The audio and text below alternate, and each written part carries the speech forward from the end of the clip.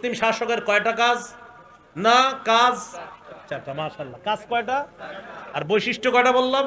সূরা ইউসুফের 55 নম্বর আয়াত। ইউসুফ আলাইহিস সালাতু ওয়াস সালাম মিশরের আজিজকে বললেন, ইজআলনি আলা খাজাইনিল আরদ, আমাকে আপনি খাদ্য গুদামের দায়িত্ব দেন, আমাকে আপনি অর্থ সম্পদ রক্ষণাবেক্ষণের দায়িত্ব দেন। এই কথা বলার পর তিনি বললেন, ইন্নী হাফিজুন আলিম, আমি রক্ষণাবেক্ষণকারী, আলিমুন, এবং যথেষ্ট বুদ্ধি রাখি এই ব্যাপারে। এই আয়াত দ্বারা কি বোঝা যায়? বুখারীর এক হাদিসে আছে, নেতৃত্ব চাওয়া নিষেধ। নবীজি বলছে নেতৃত্ব চেয়ে নিবা না, আল্লাহ দিলে ভালো কথা। কিন্তু এই আয়াত দ্বারা বোঝা যায় কখনো কখনো কোন পদ চেয়ে নেওয়া জায়েজ আছে। যখন দেখবে যে সারা দুনিয়া অযোগ্য লোকে ভরপুর, তখন যোগ্য যারা আছে তারা যোগ্যতার আসনে বসে যাওয়া এটা উচিত। দলিল এই যে ইউসুফ নবী বলতেছে যে শোনেন, খাদ্য ভান্ডার, এই খাদ্য গুদামের দায়িত্ব অন্য কাউরে দিয়েন না, খেয়ানত হতে পারে, আমাকে দেন, খেয়ানত হবে না। ইন্নী হাফিজুন, আমি রক্ষণাবেক্ষণকারী, আলিমুন, যথেষ্ট জ্ঞান রাখি এই ব্যাপারে। এখান থেকে বোঝা যায় আশেপাশে যদি মনে হয় অন্য মানুষের দ্বারা দেশের ক্ষতি হবে, রাষ্ট্রের ক্ষতি হবে, সেক্ষেত্রে যোগ্য ব্যক্তি যে তিনি নিজে থেকে এগিয়ে আসা, দায়িত্ব নেওয়া কর্তব্য। যদি দেখা যায় যে ক্ষতি হবে তাহলে তার থেকে এটা কর্তব্য। এই জন্য ওলামায়ে কেরাম যারা আছে আমাদের দেশে, মাশাআল্লাহ, বিজ্ঞ ওলামায়ে কেরাম আছে যারা এইসব বিষয়ে অন্তত আমানতদার। যে আলেম যদি কোনো খাদ্য গুদাম ইত্যাদির দায়িত্ব নেয়, অন্তত তার দ্বারা সামান্য পরিমাণ খেয়ানত হবে না। ইসলামী মাইন্ডের কেউ এই দায়িত্বে বসলে এটা আমরা আশা করতে পারি। এ গেল 7 নাম্বার মুসলিম শাসকের বৈশিষ্ট্য। 8 নাম্বার, বলেন আমার সাথে সবাই, ঘুষ গ্রহণ করবে না। মুসলিম শাসকের 8 নম্বর বৈশিষ্ট্য, সবাই বলেন, কি গ্রহণ করবে না? বলেন, সূরা নামল 35-36 নম্বর আয়াত। রানী বিলকিসের নাম শুনছেন নি? রানী বিলকিসের কাছে চিঠি পাঠাইছে সুলাইমান নবী, এই তুমি আসো আমার কাছে আত্মসমর্পণ করো, না হয় খবর আছে। রানী বিলকিস চিন্তা করে সিদ্ধান্ত স্থির করলো, আমি একটা পরীক্ষা চালাবো। সুলাইমান বাদশার কাছে আমি কিছু হাদিয়া পাঠাবো, হাদিয়া যদি সে গ্রহণ করে তাহলে বুঝবো উনি দুনিয়াদার, আর আমার তেমন কোনো টেনশন নাই, বুঝবো ঘুষ টুস দিয়ে আমি ভালো থাকতে পারবো। এটা রানী বিলকিসের চিন্তা। আর যদি গ্রহণ না করে তাহলে বুঝবো তিনি দুনিয়াদার বাদশা না, তখন আমি আত্মসমর্পণ করে তার আনুগত্য স্বীকার করে আল্লাহর উপরে আমি ঈমান আনবো। 35 নম্বর আয়াতটা দেখেন সূরা নামলের, ইন্নী মুরসিলাতুন ইলাইহিম বিহাদিয়া। রানী বিলকিস বলতেছে আমি সুলাইমান নবীর কাছে, তাদের কাছে হাদিয়া পাঠাবো। ফানাজিরা, আমি দেখব, বিমা ইয়ারজিউল মুরসালুন, যাদেরকে পাঠাই তারা কি নিয়ে আসে এটা দেখব, দূতরা কি নিয়ে ফিরে আসে এটা দেখব। তো সুলাইমান নবীর কাছে হাদিয়া চলে গেছে। ফালাম্মা জাআ সুলাইমান, হাদিয়া নিয়ে যখন প্রতিনিধিরা সুলাইমান নবীর কাছে গেলেন, সুলাইমান নবী বললেন, আতুমিদ্দুনানি বিমাল, তোমরা কি আমাকে টাকা পয়সা দিয়ে, মাল সম্পদ দিয়ে সাহায্য করতে চাও?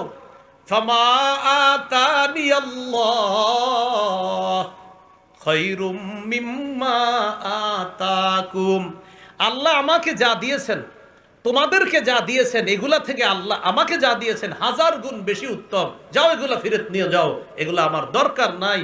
দূতরা যখন এই উপঢৌকন ফেরত নিয়ে গেছে, ঘোষ খাওয়ানো যখন যায় নাই, রানী বিলকিস বুঝতে পারছে তিনি সত্যিকার অর্থে বাদশাহ, আল্লাহর নবী।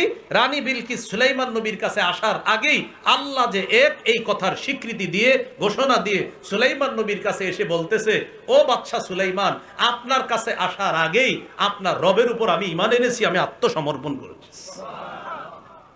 কি শিখলাম? 8 নাম্বার, ঘোষ গ্রহণ করা যাবে না। এটা মুসলিম শাসকের 8 নাম্বার বৈশিষ্ট্য। মুসলিম শাসকের 9 নাম্বার বৈশিষ্ট্য, আমানতদার হওয়া। শেষ করে দিচ্ছি, 10 নাম্বার শেষ করে দিব। 9 নাম্বার, আমানতদার হওয়া। সূরা নিসার 58 নম্বর আয়াতে আল্লাহ বলেন, ইন্নাল্লাহা ইয়া'মুরুকুম আন তুআদ্দুল আমানাতি ইলা আহলিহা, নিশ্চয় আল্লাহ তোমাদেরকে আদেশ করেন, আন তুআদ্দুল আমানাতি ইলা আহলিহা, তোমরা আমানত যথাযথ জায়গায় পৌঁছায় দিবা, এই আদেশ আল্লাহ করেন। ওয়া ইযা হাকামতুম বাইনান নাসি আন তাহকুমু বিল আদ, তোমরা যখন মানুষের মাঝে বিচার করবা, ইনসাফের সাথে বিচার করবা। ইন্নাল্লাহা নি'ম্মা ইয়া'iযুকুম বি, আল্লাহ যে ওয়াজ তোমাদেরকে করেছেন তা কতই না উত্তম ওয়াজ। সুবহানাল্লাহ। তাহলে 9 নম্বর বৈশিষ্ট্য আমানতদার হওয়া। বলেন কি হওয়া? আমানতদার। 10 নম্বর, এটা সবাই বলেন, বলেন আল্লাহর কোরআন অনুযায়ী, আল্লাহর বিধান অনুযায়ী মুসলিম শাসক বিচার করবে। কার বিধান অনুযায়ী?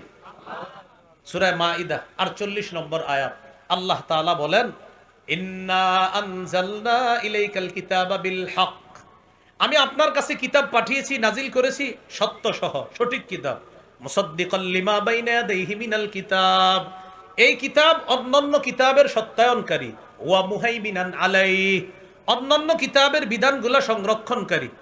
ফাহকুম বাইনাহুম বিমা আনজালাল্লাহ, সুতরাং আপনি ফয়সালা করেন, আপনি বিচার করেন বিমা, ওই বিধান অনুযায়ী, আনজালাল্লাহ, যা আল্লাহ নাজিল করেছেন। সুবহানাল্লাহ।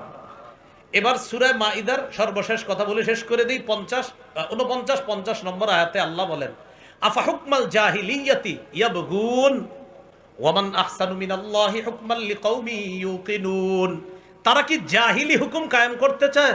মনে রাখবেন, যারা কোরআনের বিরোধিতা করে, হাদিসের বিরোধিতা করে, ইসলামী আইনের যারা বিরোধিতা করে, তারা এই বিরোধিতা করার মাধ্যমে জাহিলি আইন বাস্তবায়ন করতে চায়। তা আল্লাহ বলেন, আফা হুকমাল জাহিলিয়াতি ইয়াবগুন, তারা কি জাহিলি আইন কানুন চায়, জাহিলি বিচার চায়? ওয়া মান আহসানু মিনাল্লাহি হুকমান লিকাউমি ইউকিনুন, যারা বিশ্বাসী তাদের জন্য আল্লাহর বিধানের চাইতে উত্তম বিধানদাতা আর কে আছে? সুবহানাল্লাহ। ওয়া মান আহসানু মিনাল্লাহ, আল্লাহর চেয়ে উত্তম বিধানদাতা আর কে আছে? হুকমা, উত্তম বিধানদাতা কে আছে? লিকাউমিন, ওই জাতির জন্য, ইউকিনুন, যারা বিশ্বাস করে। এখন বলেন আলহামদুলিল্লাহ বা ইনশাআল্লাহ আমরা আশাবাদী, আমরা বিশ্বাসী জাতি কিনা? এখন বিশ্বাসী জাতির কাছে শ্রেষ্ঠ বিধান কার বিধান? বিশ্বাসী জাতির কাছে শ্রেষ্ঠ বিধানদাতা কে? এখন আমরা কি জাহিলি বিধান চাই না আল্লাহর বিধান? মুসলিম শাসকের 10 নম্বর বৈশিষ্ট্য, আল্লাহর বিধান অনুযায়ী ফয়সালা করবে, আল্লাহর বিধান ছাড়া অন্য কোনো বিধান কামনা করবে না। এই হলো মুসলিম শাসকের 10টা বৈশিষ্ট্য। মুসলিম শাসকের কয়টা কাজ? না কাজ 4টা। মাশাআল্লাহ, কাজ কয়টা আর বৈশিষ্ট্য কয়টা বললাম? এই পর্যন্তই থাক। আল্লাহ আমাদের সকলকে, আচ্ছা একটু পূর্বে রয়ে গেছে, খেলাফত কায়েমের শর্ত কয়টা? 2টা। ঈমান নেক আমল পদ্ধতি কয়টা? দাওয়াত জিহাদ, ভুলে গেছে। খেলাফত কায়েমের শর্ত 2টা, একটা হলো ঈমান নেক আমল, আর পদ্ধতি 2টা, দাওয়াত জিহাদ। খেলাফত কায়েম হোক, এটা আমরা সবাই চাই। আমাদের দেশে যেন আল্লাহ ইসলামী হুকুমত কায়েম করে দেয়, আমরা আল্লাহর কাছে এই দোয়া করব। আল্লাহ আমাদের সকলকে, যে কথাগুলো শুনলাম বললাম, বিশেষ করে মুসলিম শাসকের যে গুণাবলী, আল্লাহ আমাদের এই দেশে যেন ইসলামী একটা রাষ্ট্র ব্যবস্থা, এই দেশটাকে আল্লাহ বানায়া যেন আমাদের দেশে এমন শাসক আল্লাহ তৈরি করে দেয়। দোয়া করা যাবে তো ইনশাআল্লাহ? আল্লাহ তৌফিক দান করেন। যে কথাগুলো